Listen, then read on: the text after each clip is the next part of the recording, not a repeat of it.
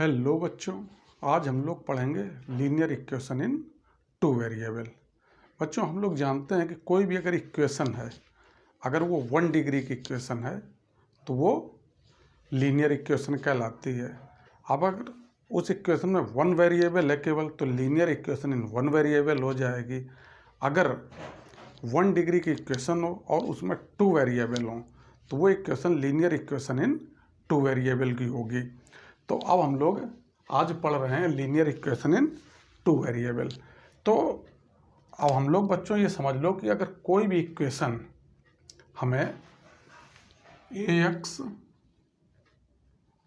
Plus by plus c equal 0 अगर इस format में दी हुई है, यहाँ पे देखिए x और y, इस इक्वेशन में ये 2 वेरिएबल्स हैं और डिग्री 1 है, तो इसलिए ये लीनियर इक्वेशन है क्योंकि डिग्री 1 है और इसमें 2 वेरिएबल्स हैं, इसलिए ये लीनियर इक्वेशन इन 2 वेरिएबल हो गई। तो इसका स्टैंडर्ड फॉर्मेट बच्चों याद रखना कि ax plus b y plus c equal 0।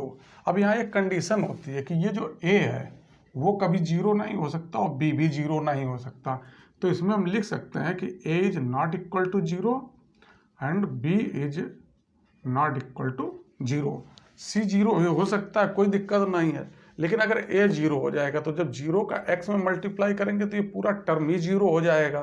तो ये जो टर्म था खत्म हो गया।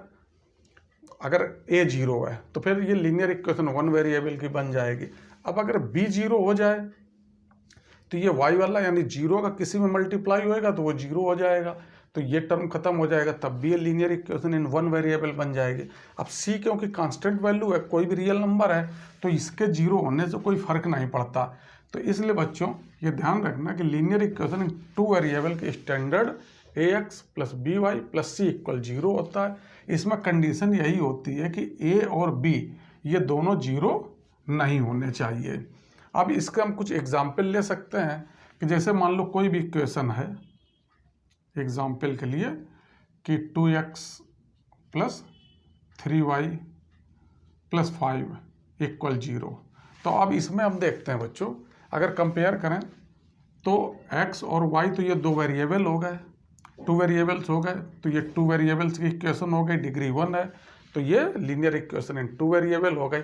अब इसमें हम देखते हैं, अगर ऊपर वाली इक्वेशन से कंपेयर करें तो इसमें a इक्वल 2 है और b इक्वल 3 हो गया और c इक्वल हमारा 5 हो जाएगा। तो इस प्रकार से a b c की वैल्यू हमें पता चल जाएंगे। एक और एग्जांपल मान लीजिए हम लेके देखें, इसी में होता है कि x माइनस 2y इक्वल 3। अब इस प्रकार से ये इक्वेशन दी हुई है, इसमें हम देखेंगे कि हम अगर आप सोचेंगे कि यार ये ax plus b y plus c के फॉर्म में है ही नहीं, तो हम बच्चों इसको इस फॉर्म में लाने का प्रयास करेंगे। तो सबसे पहला काम क्या करेंगे, इस 3 को जो इक्वल के राइट हैंड साइड में है लेफ्ट हैंड साइड में लाने का प्रयास करेंगे। तो जब इसको हम इक्वल के इस ओर लाएंगे तो देखो बच्चों क्या हो जाएगा, ये x माइनस 2y, इधर ये पॉजिटिव है इक्वल के, यानी राइट हैंड साइड से लेफ्ट हैंड साइड में कोई वैल्यू आएगी तो ये साइन चेंज कर देगी, तो यहाँ पॉजिटिव है तो ये नेगेटिव 3 इक्वल 0।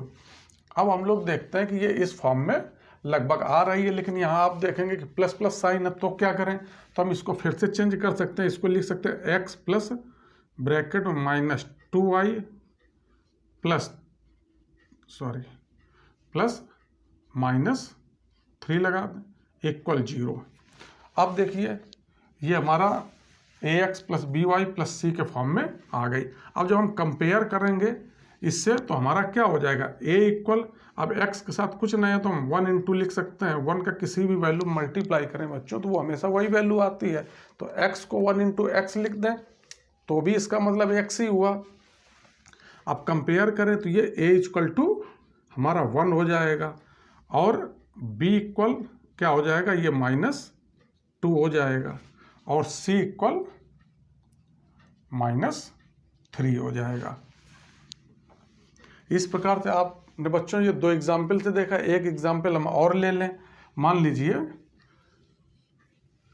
अगर दिया हुआ है कि 2y या 2x इक्वल 3y अब इसको हम सोचेंगे कि ये ax plus b y plus c के फॉर्म में दिख ही नहीं रही है, तो सबसे पहले हम इस फॉर्म में लाने का प्रयास करेंगे। तो इसके लिए क्या करेंगे कि इस वैल्यू को जो RHS में है लेफ्ट हैंड साइड में लाएंगे, तो ये हो जाएगा 2x माइनस 3y इक्वल 0। अब हम फिर देख रहे हैं कि इसमें ax प्लस बी वाई ये तो चीज़ें मिल गई, अब c नहीं है, तो हम क्या करें, किसी वैल्यू में अगर प्लस 0 कर दें तो कोई उस वैल्यू में फ़र्क नहीं पड़ता, तो यहाँ पे हमने प्लस 0 लिख दिया। अब हम बच्चों देखते हैं कि ये इस स्टैंडर्ड फॉर्मेट में ये इक्वेशन आपकी हो गई। अब कंपेयर करें तो a इक्वल क्या हो जाएगा 2 और b इक्वल क्या हो जाएगा -3 और c की वैल्यू बच्चों क्या आ जाएगी 0।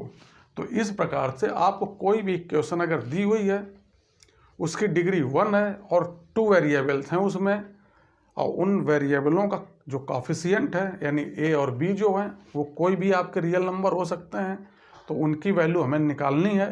तो इस प्रकार से सबसे पहला काम करेंगे कि जितने भी टर्म्स हैं उनको इक्वल के a को ले आएंगे, RHS साइड वाले भी LHS की ओर ले आएंगे, फिर उनको हम स्टैंडर्ड फॉर्मेट में ये जो दिया हुआ है इससे कंपेयर करेंगे, और जो वैल्यू आएंगे हमारा a b c की वैल्यू आराम से हमें मिल जाएंगे। तो बच्चों इस प्रकार से आप लीनियर इक्वेशन इन 2 वेरिएबल्स में जो भी इक्वेशनें दी हुई हों उनसे a b c की वैल्यू आराम से आप निकाल सकते हैं। अगर उनको निकालने में कोई आपको प्रॉब्लम हो रही हो तो आप हमें लिखिएगा, हम उनको सॉल्व करके आप तक पहुंचाने का प्रयास करेंगे।